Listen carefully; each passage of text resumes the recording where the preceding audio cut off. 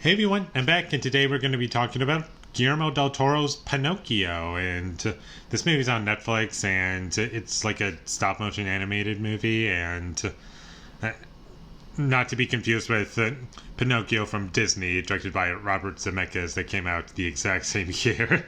And I haven't seen that one, and I do not plan on watching that one. And this one I thoroughly enjoyed. And as for the Pinocchio story, like it, what I mean by that is the original. I've seen it like a couple times when I was a kid, but I don't really remember anything about it. I remember like the last 15-ish minutes of it, but that's about it. I don't really remember anything else. And this version I really liked, and there were lots of really fun characters. I love the animation, and Pinocchio in this movie kind of looks a little creepy in a way that I like. It's not like Uncanny Valley, and I really love the creature designs in this movie. And what I really love about Guillermo del Toro movies is that his movies have this like fairy tale like feel to them, like something that's a little child friendly while also being mature. Not all of his movies, but the ones that I really like for the most part, and they feel like they're straight out of a fairy tale, and it's charming and fun to watch and interesting. And he's really great with creature designs and special effects, and that's what makes his movies so watchable for me. And even if I don't like one of his movies, there's still a lot to appreciate within it.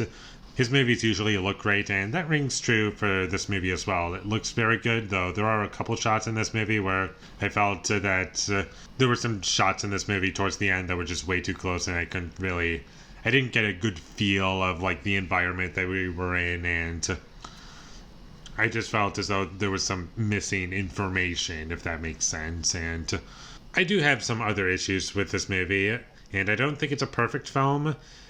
And in terms of animated movies, I wouldn't say it's one of my favorites ever, but I do think it's good, and I think that the first half is a bit better than the second half for me. I find everything more interesting, and in the second half, I kind of saw where things were going, and I liked the ending quite a bit. I thought it was an appropriate way to end the story, where it did. And I like a lot of things that this movie explores. I liked that the movie was essentially just exploring a lot of ideas, and like it takes place in like the 1930s and 40s, or it never really says it, but it's more or less implied where it's taking place. And for once, like a World War II setting is like something that actually really added to the experience for me, and they did something interesting with it. I'm not saying like movies set around World War II aren't interesting to me. I personally just have a bit of a problem with it because it's been so overdone that I'm just waiting for something a bit new. Like, I don't know. I just wish that it would stop being spammed so much. And I understand a lot of people love that time period. And don't get me wrong, I do think it's an important time period and it should be remembered.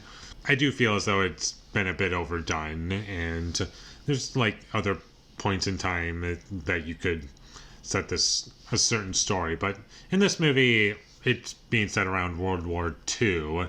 I was fine with it. And they did things that were interesting, and the story was fun to watch, and there were some really likable characters, or fun characters, I should say.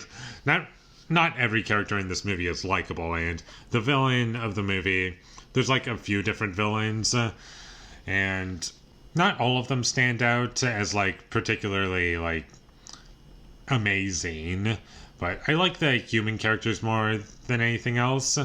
I don't even know how much you could possibly spoil within the story, because any non-human characters outside of Pinocchio are just there to explore certain ideas for the most part, along with the cricket. It kind of just explores ideas and is supposed to like guide Pinocchio, and I liked that character a lot, and I like that he lives in Pinocchio's heart. And there were really great performances in this movie. I liked Pinocchio as a character, and the voice actor who played him never got annoying to me. And Pinocchio in this movie, he's very like eccentric and like talks a lot and it's like school. I love school because he's supposed to be like the perfect child. Like he's supposed to be bring like life to Geppetto's life. I forgot his name for a second, but I like his purpose in the story, and it always felt natural to me.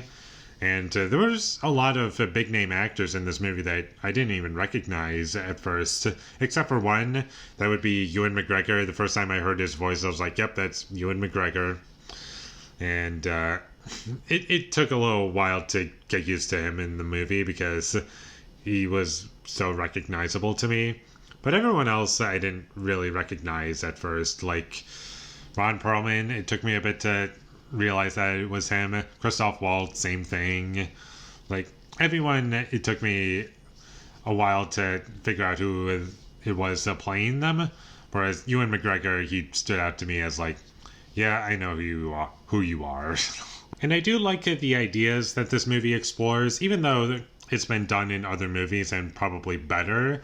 I would have to revisit some of those movies that explore similar ideas that this movie does in order to give you an exact comparison as to like, here's why it worked perfectly for me in this movie and not so much in this movie. But I'm still glad that they're there, and I'm not upset by the end of it that they were in the movie to begin with.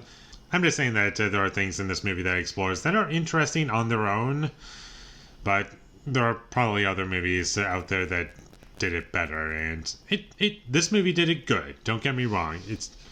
And I just want to make sure that I'm very clear about that. And I enjoyed the music in the movie. I thought it was good, and I don't really remember it right now, but I remember enjoying it. And there isn't really much else to say about it. It's a very good movie. It's like almost 2 hours long, but I never felt bored or as though there was anything in the movie that was too long. It was always very enjoyable, and even the points that I knew I could see coming, I wasn't super upset once we got to those points. And just to say this, nothing to do with a movie specifically, but there's been a lot of Pinocchio movies over the years, and there's been a few with Disney and like tons of others from other companies, and I had to like look that up. I was like, why are there so many Pinocchio movies that are not Disney? And I discovered that Pinocchio is public domain, and that makes sense as to why there are so many Pinocchio movies. And this one's very good. I'll have to revisit the one from 1940 again someday, but as of now, this is probably my favorite Pinocchio movie, even though I've only seen the original like a long time ago, and this one. I do think it's a good story, and it was fun and entertaining, and it had a lot to appreciate within it. I love the character designs a lot, and check it out once you have the chance. And with all that being said, I'm going to give Guillermo del Toro's Pinocchio a 7 out of 10. Thank you for watching my videos as always. If you enjoyed this review, be sure to leave a like and comment down below you thought of Pinocchio, and my social media links, they will all be in the description, so follow me there.